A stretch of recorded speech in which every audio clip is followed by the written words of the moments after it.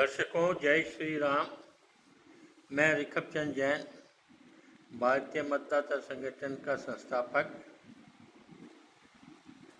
बंधुओं, अभी कुछ दिनों से बहुत ज़ोर से मीडिया में,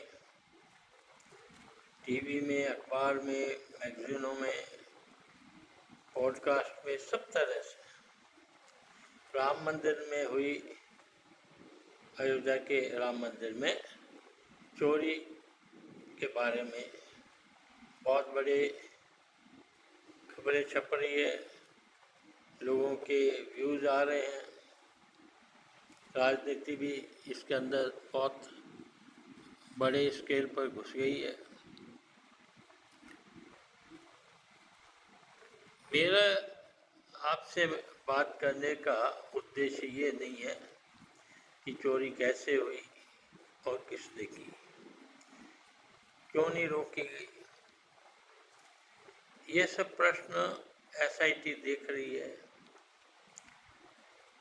कानून व्यवस्था और न्यायालय देख रहे हैं। जो भी निर्णय आएगा निश्चित रूप से सबके सामने आ ही जाएगा। लेकिन भारत में पहली बार राम मंदिर में ऐसी बड़ी दान पेटी की चोरी, दान के दिए गए आभूषणों की चोरी, वो एक पहला अवसर नहीं है। तिरुवनंतपुरम के विष्णु मंदिर में, कांचीपुरम में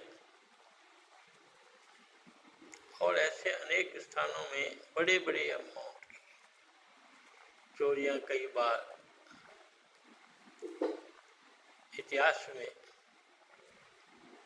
वर्णित है। और मैंने खुद अपने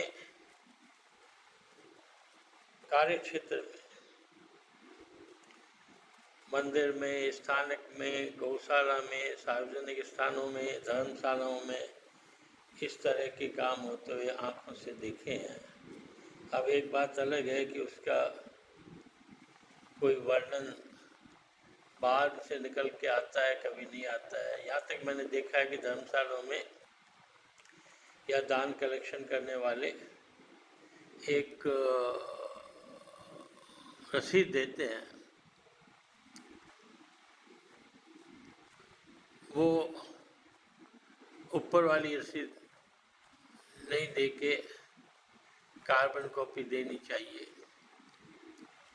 ताकि नीचे कार्बन के नीचे क्या लिखा गया है। अनेक धर्मशालाओं में, अनेक मंदिरों में दान की राशि देने वाले को लिख के कुछ दी जाती है और नीचे के पन्ने में जो जिसके आधार पर अकाउंटिंग होती है उसमें कुछ अलग होती है। अनेक मंदिरों में, धर्मशालाओं में, सार्वजनिक गौशालाओं में दान पेटियों में गड़बड़ी होती है, चोरी करके ले जाते हैं। रात को चोर घुस के ले जाते हैं, पता भी नहीं चलता किसने क्या किया है। तो ये एक आम बात है। लेकिन भगवान राम के अयोध्या के मंदिर में विशाल दान और भेंट भक्तों की एकत्रित होती रही। उसके लिए दर्जनों लोग गिनने में, चेकिंग करने में, निगरानी करने में, बैंक के लोग, सिक्योरिटी के लोग, द्वारपाल लोग सब लगे। लेकिन कहते हैं ना कि चोर थानेदार से ज़्यादा होशियार होता है, और किसी भी तरह की व्यवस्था की गई, उसमें कोई कमी रही या नहीं रही, चोर अपना रास्ता निकाल लेते हैं। मेरा प्रश्न दूसरा है कि आखिर इस तरह के काम क्यों हो रहे हैं, और मंदिर ही क्यों, अन्य सार्वजनिक स्थानों में, अन्य संस्थानों में बड़े स्केल पर चोरियां क्यों हो रही है, घोटाले क्यों हो रहे हैं। इसका कारण क्या है ये हमें समझना चाहिए। एक पुरानी कहावत है कि जैसी राजा वैसी प्रजा। अब जब हम भारत के अंदर में 45 से 65% तक 10 साल के अंदर कानून बनाने वाले एमएलए एमपी अपराधी लोगों को भेज रहे हैं, ईमानदार राष्ट्र समर्पित लोगों के पास पैसे नहीं होते चुनाव लड़ने के लिए, और सिर कटाने के लिए पुलिस में मिलिट्री में भर्ती होने के लिए भी भ्रष्टाचार है। गरीब का बेटा कभी कभी छोड़ करके इतना पैसा घूस में नहीं दे सकता कि वो सेना में भर्ती हो जाए।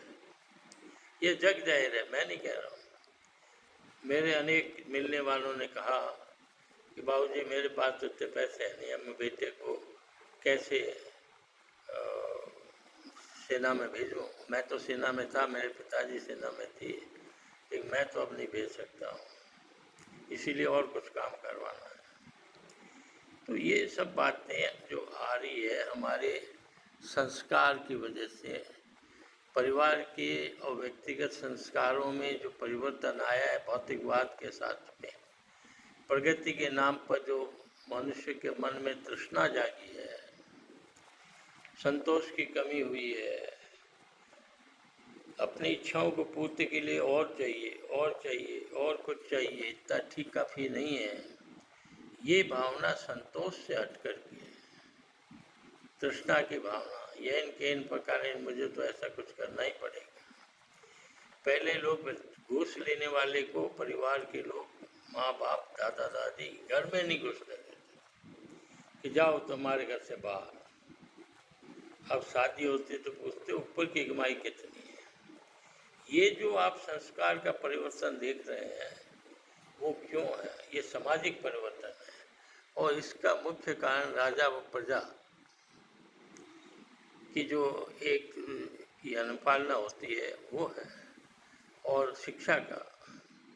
हमारी भारतीय संस्कृति की शिक्षा प्रणाली जो थी वो दरकिनार कर दी गई मैकाले के समय से, और हम पश्चिमी परिवेश में अपने बच्चों को शिक्षा देते हैं। उसमें संतोष का कोई महत्व नहीं है। उसमें इच्छाओं को बढ़ाने के लिए और उससे डिमांड क्रिएट करके राष्ट्र को आगे ले जाने की बातें होती हैं। तो संस्कार और शिक्षा का संस्कार में प्रभाव, समाज और देश और दुनिया में बदलाव, भौतिकवाद की तरह तेज रफ्तार से आगे दौड़ना, ये सब कारण है। अभी भ्रष्टाचार हो, चोरी हो, व्याभिचार, रेप के केस हो, ये क्यों हो रहे हैं? रेप के केस इसलिए हो रहे हैं कि शादी की उम्र यूरोप में, अमेरिका में घटाई गई है, 15 साल कर दी गई है, और यहाँ की युवक अब 30 साल तक भी शादी नहीं करती, युवतियाँ नहीं करती है। तो जो उसकी कामेच्छा है उसकी पूरी करने का रास्ता ढूंढते हैं और करते हैं।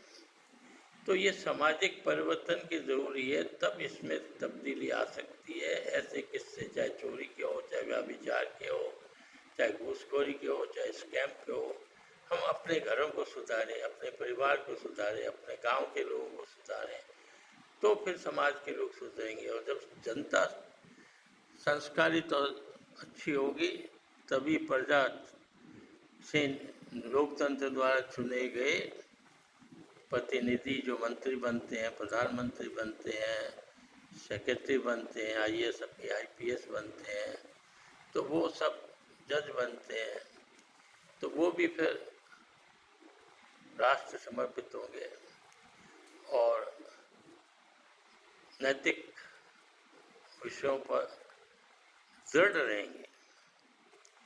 पैसे के लालच, भौतिक लालच में नहीं फंसेंगे।